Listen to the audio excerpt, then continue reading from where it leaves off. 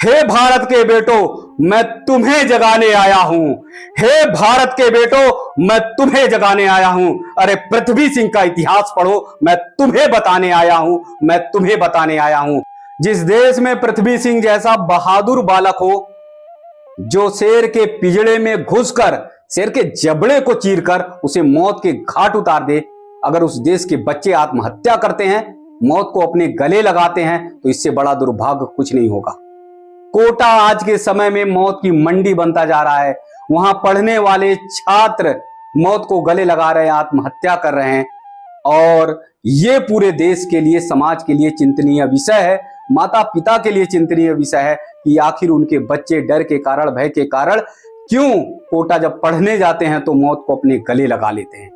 मैं कोटा की कहानी से पहले आप सबको बताता हूं, पृथ्वी सिंह की कहानी वीरता और साहस से भरी है, बहादुरी से भरी है, आपको रोमांचित कर देगी। और मेरा दावा है कि अगर पृथ्वी सिंह की कहानी आपने पढ़ ली, अपने बच्चों को सुना ली, तो कभी मौत को अपने गले नहीं लगा लेंगे। पृथ्वी सिंह जोधपुर के राजा यशवंत सिंह के पुत्र थे। बचपन से ही वो बहुत बहादुर थे, उनका गठीला बदन था और वीरता और बहादुरी के चर्चे उनके चारों तरफ थे। औरंगजेब ने एक बार यशवंत सिंह को बंदी बना लिया और बंदी बनाकर अपने यहां उसने रख लिया। एक बार औरंगजेब के महल में पिंजड़े में एक खूंखार शेर आया और उसकी चर्चा चारों तरफ होने लगी। औरंगजेब ने एक दिन गरज के कहा कि इससे अधिक खूंखार शेर किसी के पास नहीं है, ये किसी पर भी झपटेगा, पल भर में उसे मौत के घाट उतार देगा। ये बात राजा यशवंत सिंह को सहन नहीं हुई। राजा यशवंत सिंह ने कहा कि इससे बहादुर शेर मेरे पास है। उसकी वीरता, उसके साहस को अगर देखोगे तो बड़े के बड़े लोग जो है वो भयभीत हो जाते हैं, घबरा जाते हैं। क्योंकि औरंगजेब क्रूर था, अत्याचारी था, बर्बर था, तो इसलिए उसने चैलेंज दे दिया, चेतावनी दे दी और राजा यशवंत सिंह से कहा कि अगर वो शेर, जिस शेर की बात कर रहे हो कि तुम्हारे पास है, अगर उसने मेरे शेर को मारा नहीं तो मैं तुम्हें मौत के घाट उतार दूंगा। और फिर उसके बाद तारीख तय हो गई कि इस दिन यशवंत सिंह का शेर और औरंगजेब का शेर दोनों आपस में भिड़ेंगे, दोनों में युद्ध होगा और देखते हैं कौन जीतेगा। पूरे राजमहल के लोगों को बुला लिया गया, दरबारी जितने थे, सैनिक जितने थे, सारे लोग ये रोमांचकारी युद्ध देखने के लिए तैयार थे कि आखिर राजा यशवंत सिंह का शेर कितना बहादुर है, जिसने औरंगजेब जैसे बर्बर शासक को चुनौती दे दी, चैलेंज दे दिया कि उनका शेर बहादुर है और वो कभी हारेगा नहीं। अंत में पूरे राजमहल में सारे लोग एक साथ इकट्ठे हो गए और तैयारी हो गई। पिंजड़े में खूंखार शेर दहाड़ जब मार रहा था तो बड़े बड़े लोग डर गए, बड़े बड़े लोग भयभीत हो गए। सभी यही सोच रहे थे कि यशवंत सिंह का शेर कब पिंजड़े में घुसे और ये युद्ध जो है रोमांचकारी उन्हें देखने को मिले। औरंगजेब ने गरज कर कहा यशवंत सिंह से कि कहां है तुम्हारा शेर।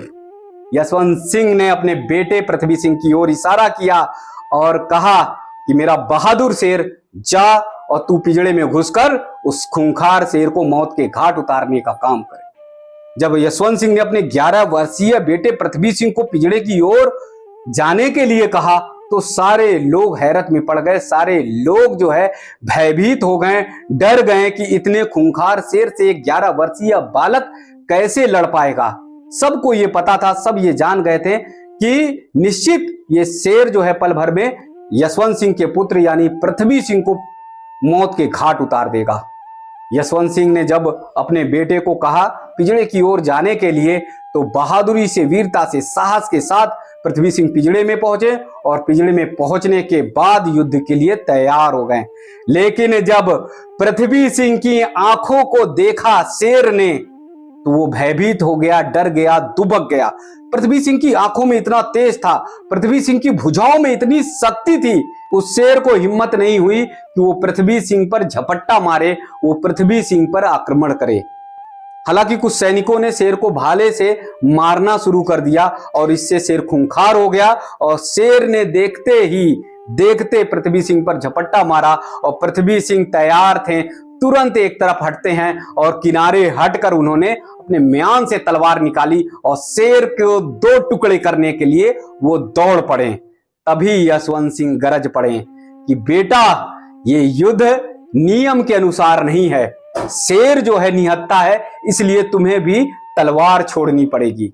पिता की बात को सुनते ही पृथ्वी सिंह ने तलवार को एक किनारे फेंका और दौड़ पड़े उस शेर की तरफ, उससे युद्ध करने के लिए। शेर ने ज्यों झपट्टा मारा और उसने सोचा कि पृथ्वी सिंह को अपने मुंह में यानी जबड़े में दबाकर उसे मौत के घाट उतार दे, तब तक पृथ्वी सिंह ने लपक कर शेर के जबड़े को ऐसे पकड़ा और चीरते हुए उसे मौत के घाट उतार दिया। एक 11 वर्ष का बालक जिसने पिंजड़े में घुसकर शेर को मौत के घाट उतारा, यह दृश्य देखकर हर कोई रोमांचित हो गया। हर कोई पृथ्वी सिंह के जयकारे लगाने लगा, हर कोई पृथ्वी सिंह की वाहवाही करने लगा, हर कोई पृथ्वी सिंह के साहस की प्रशंसा करने लगा। हालांकि पृथ्वी सिंह के इस साहस को औरंगजेब ने बर्दाश्त नहीं किया। ये कहानी आगे किसी और वीडियो में आप सबको बताएंगे। लेकिन पृथ्वी सिंह का जो साहस था, जो शौर्य था, जो उनकी वीरता थी, उसके चर्चे पूरी जगह पर होने लगे। तभी यशवंत सिंह की आंखों में भी चमक आ गई और वो गर्व से फूले नहीं समाये कि जिस शेर बेटे को पिंजड़े में भेजा था, उस शेर बेटे ने खूंखार शेर को मौत के घाट उतार दिया। आज कोटा के बच्चे आत्महत्या इसलिए कर रहे हैं क्योंकि पृथ्वी सिंह जैसे बहादुर बेटों की कहानी उन्हें पढ़ाई नहीं जाती।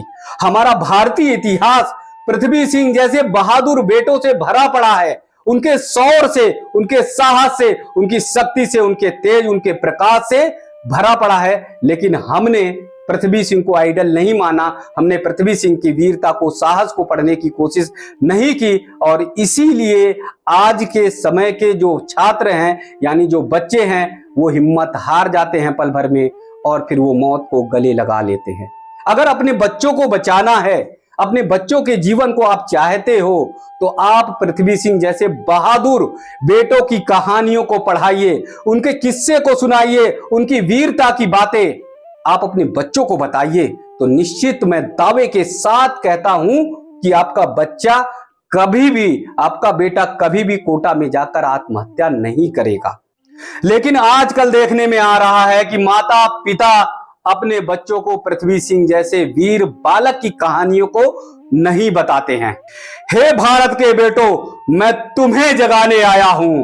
हे भारत के बेटो, मैं तुम्हें जगाने आया हूं। अरे पृथ्वी सिंह का इतिहास पढ़ो, मैं तुम्हें बताने आया हूं, मैं तुम्हें बताने आया हूं। अगर कोचिंग इंस्टीट्यूट में पृथ्वी सिंह का इतिहास पढ़ाया जाता है, माता पिता अपने बच्चों को पृथ्वी सिंह का इतिहास पढ़ाते हैं, स्कूलों में पृथ्वी सिंह का रोमांचकारी इतिहास पढ़ाया जाएगा, तो कोई भी बच्चा आत्महत्या नहीं करेगा, डरेगा नहीं, मौत को अपने गले नहीं लगाएगा। तो इसलिए मेरा आग्रह है, मेरा निवेदन है कि पृथ्वी सिंह जैसे तमाम वीर बालकों के इतिहास को पढ़ाया जाए, जिससे बच्चे कभी भी गलत कदम ना उठाएं।